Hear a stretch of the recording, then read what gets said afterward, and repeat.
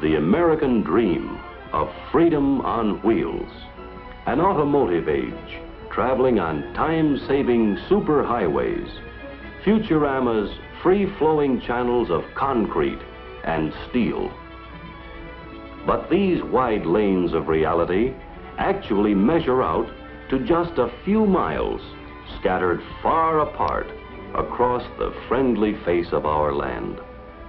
We have become the nation on wheels, with more motorized mobility than ever dreamed of before. Though we have the greatest highway system in all the world, it can't carry the mounting traffic of our growing greatness.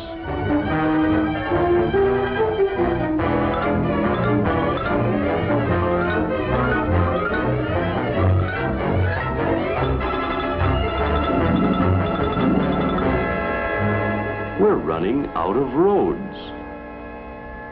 We didn't dream big enough. Here's the problem, all mapped out. 3,300,000 miles of it. Unimproved. Improved. Paved. Superhighway. Country roads, small city streets, big city thoroughfares, state highways networking the nation.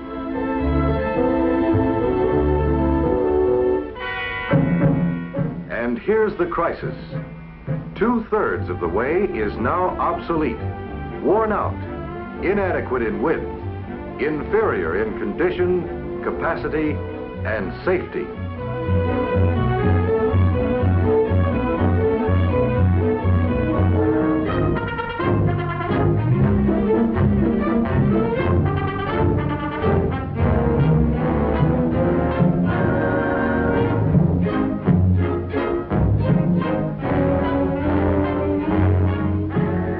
These were good roads 30 years ago when they were laid out.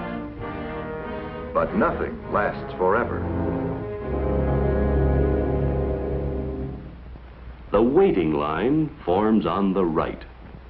And at the head of the waiting line is your local highway engineer. Listen to what he thinks about our roads. All over the county, our farm-to-market roads are dying of old age. Not anybody's fault, just a matter of time, and not enough money to keep them up or make them modern. Most were built in the 20s. Along came the neglect of the war years, beat them up and broke them down, and we've been using them more and more ever since. What we need is to invest more money in good new roads, instead of spending so much patching up worn-out ones. What do the people think who must use these roads? Ask the farmer. Sinkholes and washboard, rutted to ruination. And come every spring, the bottoms drop out.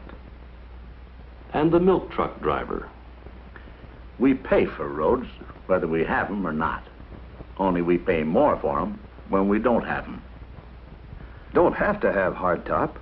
Gravel's fine when it's treated to keep down the dust. But all the gravel in the county can't keep a road from caving in if a stretch has not been crowned and graded proper for all weather wear. Soured milk, wear and tear on equipment, wasted time. Soaks everybody from the farmers right up to the family budget. We're growing more crops, growing more people, growing more cars and trucks. Trouble is, we've just not been growing enough more good roads.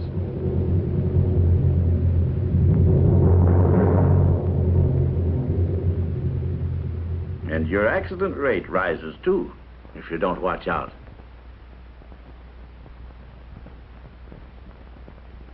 Ask the school bus driver. Yep, you have to be careful driving the kids over these roads. Sharp curves, soft shoulders, narrow bridges, railroad crossings.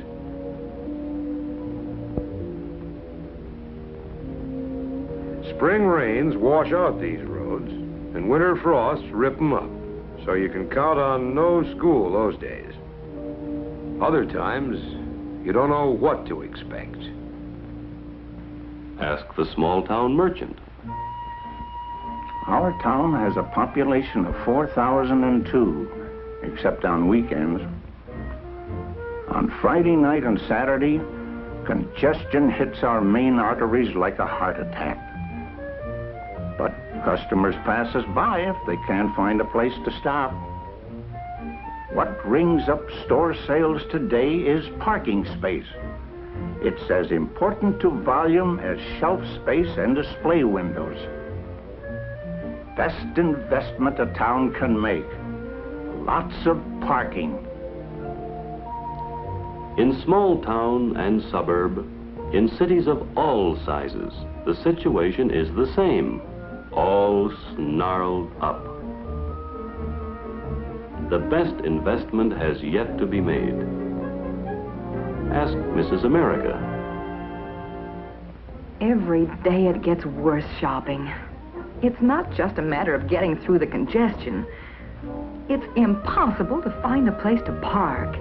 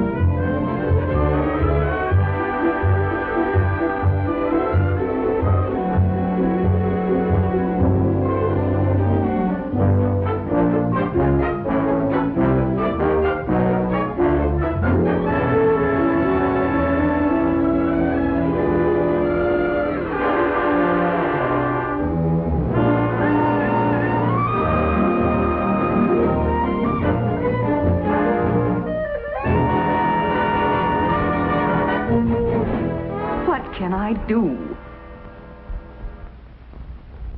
Morning and night, around the clock, the sound of our times keeps blasting for a way out of the bottleneck. 3/4 of everything for American families travels at some time on the backs of our 10 million trucks. And what are you planning for dinner, Mother? Here it is, expensively bottlenecked. Hey, pal, what's the dough? Just keep rooting around. Load and unload, buddy. That's what to do, like a bunch of sheep. With 54 million vehicles on our streets and roads today, 50% more than before the war, by 1975, they say we will be driving 85 million. 5 o'clock, USA. Ah, for the life of a traveling salesman. Late for every appointment. This is the ulcer route.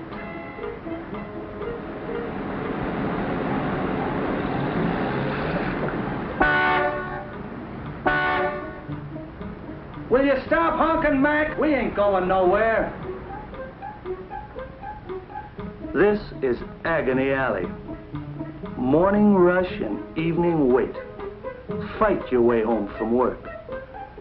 You think you got it made. Good job, car nearly paid for. So you get a little home in the suburbs, away from the city smoke, out from the shadows of the factory, into the sun and clean air. Raise a few kids, some flowers and vegetables. The big dream coming true. But it backfires into a pipe dream. Exhaust pipe dream. Every night it takes longer to get home, wasting more time in gasoline. No wonder everybody's acting so nervous. What's a citizen gonna do? What can a citizen do? To help find out, a Better Highways contest was recently conducted. Purpose? Arouse nationwide thinking on how to plan and pay for the safe and adequate highways we need. Highway experts wrote essays, along with tens of thousands of others who already recognize the highway dilemma as one of our nation's most critical problems.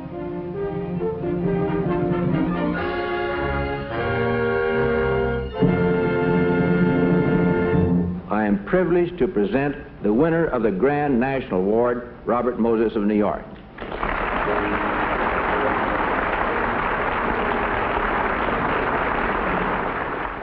Robert Moses, New York City construction coordinator, is a world-famous highway planner, a man who knows his business.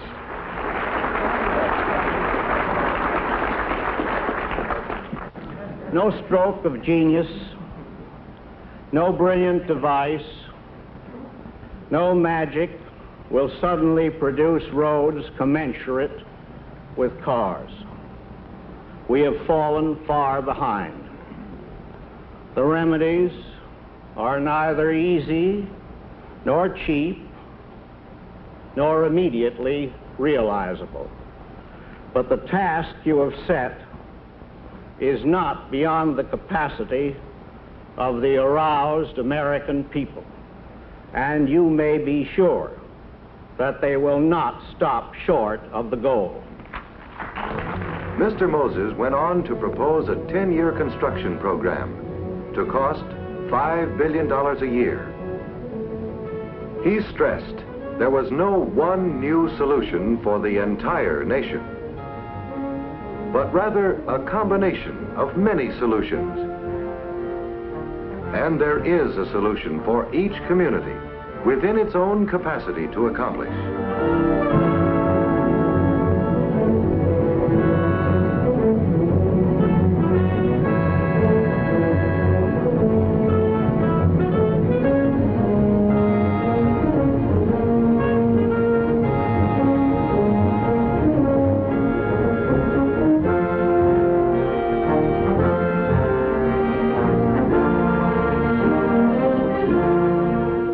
A good parking space is any space, close enough.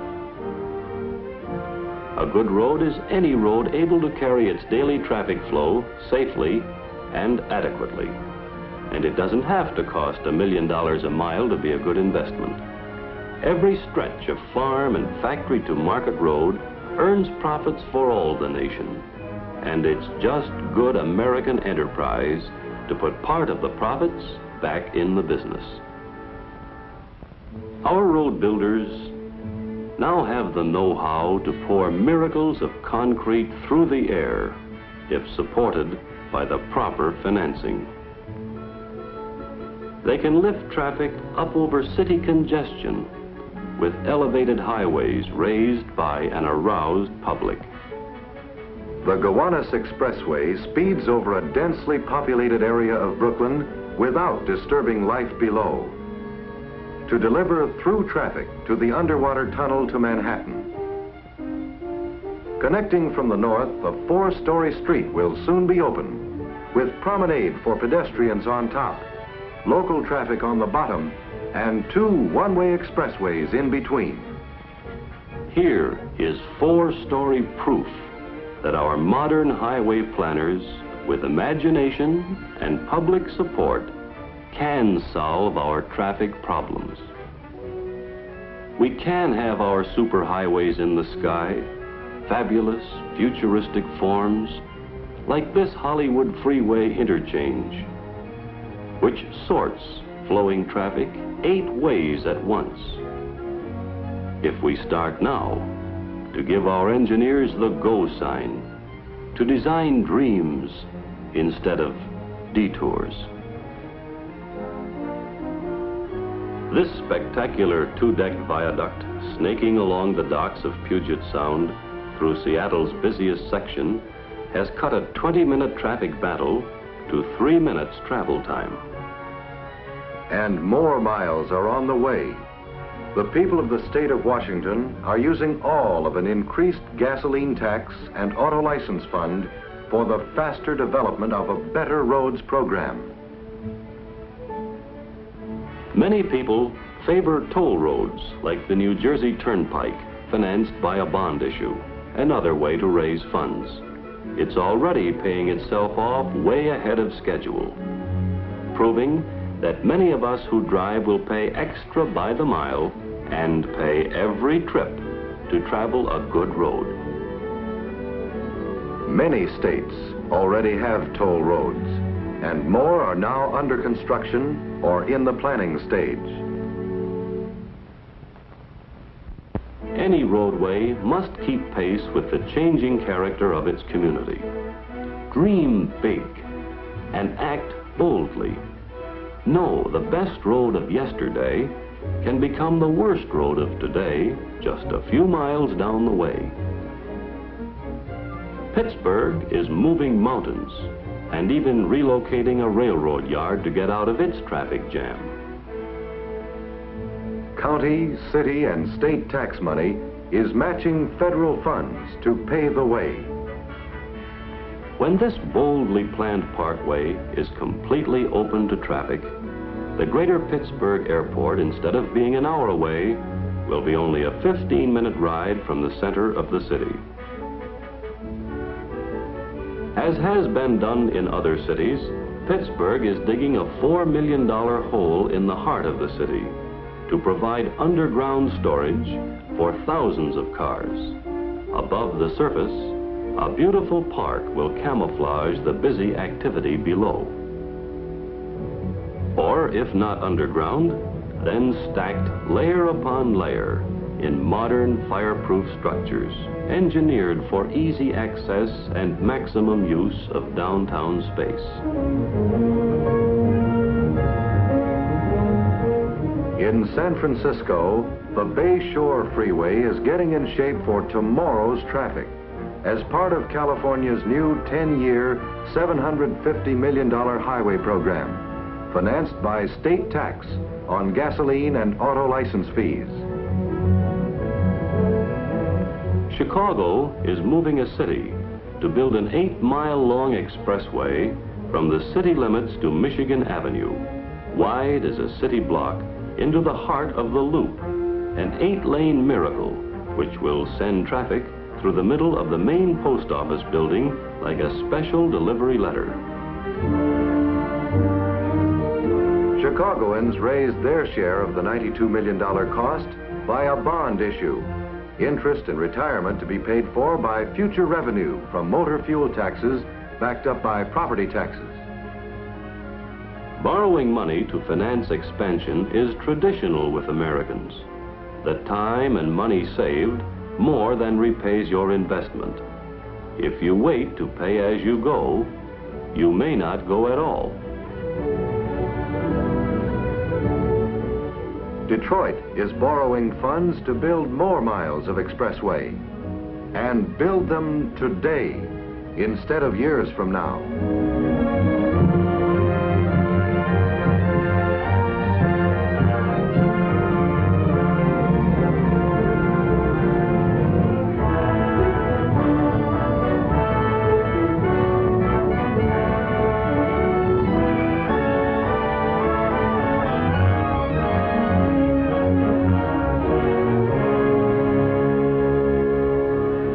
Limited access highways without stoplights, cross traffic, pedestrians, left turn menace, and dangerous intersections.